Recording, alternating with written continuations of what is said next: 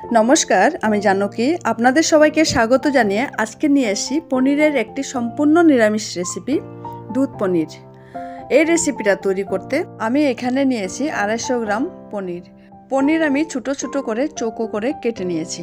এবার একটা মশলা তৈরি করব। তার জন্য আমি 15-20টা কাজু বাদাম আর 2 টেবিল চামচ পোস্ত 1 ঘন্টা আগে হালকা গরম জলে আমি ভিজিয়ে রেখেছি। জল সমেত কাজু বাদাম আর পোস্ত দিয়ে দিলাম। এবার এর মধ্যে 1 ইঞ্চি আদা, 2টো কাঁচা লঙ্কা আর হাফ টেবিল চামচ নুন দিয়ে দিলাম। একটা মিহি পেস্ট তৈরি করে নেব।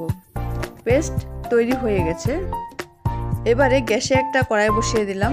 কড়াই গরম হওয়ার পর এর মধ্যে আমি সরষের তেল দিয়ে দিয়েছি। আপনারা চাইলে সাদা তেল বা বাটারও ব্যবহার করতে পারেন। তেলটা গরম হয়ে গেছে। এবার জিরে ফোড়ন দিলাম। একটা তেজপাতাকে ছিঁড়ে দিয়ে দিলাম। এবার দিচ্ছি হাফ টিস্পুন গরম মশলা গুঁড়ো। যাতে মশলাটা পুড়ে না যায় তার জন্য অল্প জল দিয়ে দিলাম। এবার দিলাম হাফ টিস্পুন হলুদ গুঁড়ো, হাফ টিস্পুন লাল লঙ্কার গুঁড়ো আর আগে থেকে তৈরি করা পেস্টটা দিয়ে দিলাম। এবারে এই মশলাটাকে খুব ভালোভাবে কষিয়ে নেব। 4-5 মিনিট সময় ধরে মশলাটাকে ভালোভাবে কষিয়ে নিলাম। মশলা থেকে তেল ছেড়ে দিয়েছে। এবার এর মধ্যে আমি দিয়ে দেব 1 কাপ দুধ।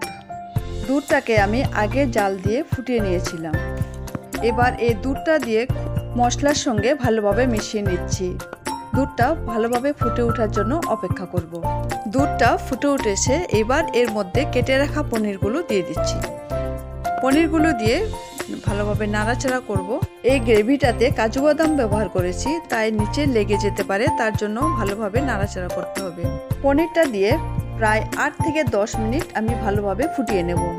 এই রান্নাটায় খুব বেশি মশলা লাগে না, কিন্তু খেতে অসাধারণ হয়। এখানে আমি মশলা তৈরির সময় নুন দিয়েছিলাম, তাই এক্সট্রা নুন আর ব্যবহার করলাম না।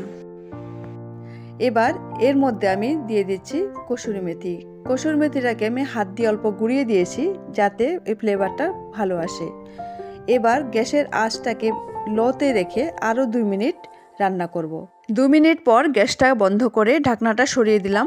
তৈরি হয়ে গেল দুধ পনির। পরিবেশনের জন্য একটা বাটিতে তুলে নিচ্ছি।